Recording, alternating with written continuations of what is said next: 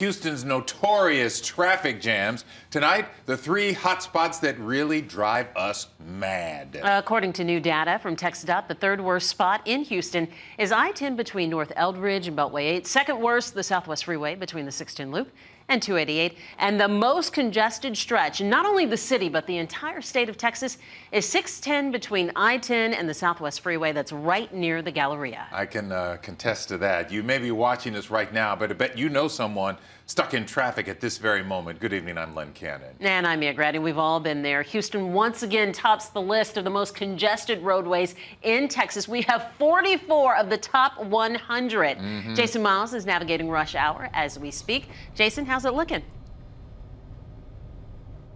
Well, it's a little after 5 o'clock, and guess what? We're stuck in traffic. Although it's moving okay, I have this clicker. I'm in the passenger seat. I can switch to our rooftop camera. Take a look.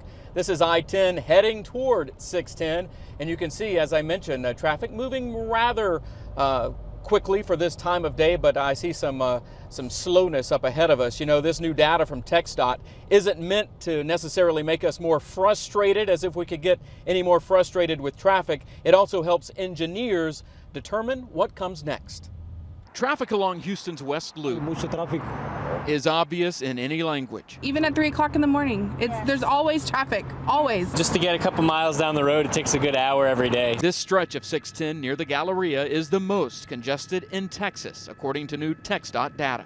I've been here for 47 years. Yes. Far different from when George Varkatis first opened this full-service Shell station at Memorial Drive, when manual credit card machines were sophisticated, and part of the loop wasn't even completed.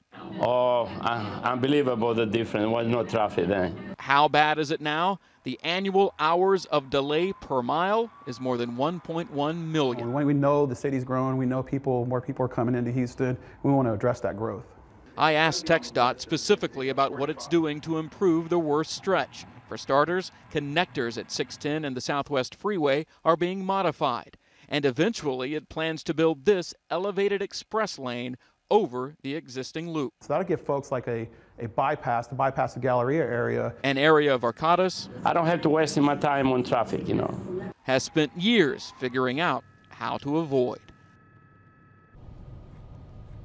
And back here live, another look at I-10 from our rooftop camera. Mr. Varkatis tells me he uses feeder roads and other city streets. That's kind of his trick. He also stays at work later than most commuters. Now, in addition to the improvements I mentioned in that story, TxDOT, as you know, has many other major projects planned across the area. Back to you. Jason, the Gulf Freeway is another hot spot, always getting a lot of attention. And I understand work is just finishing up there. Tell us about it.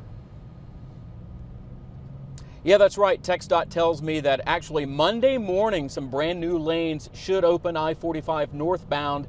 That's in the area of the NASA Boulevard in the Clear Lake area. But keep in mind, there are other closures in that very same area. You know, that stretch of I-45, it seems like under perpetual construction, Lynn.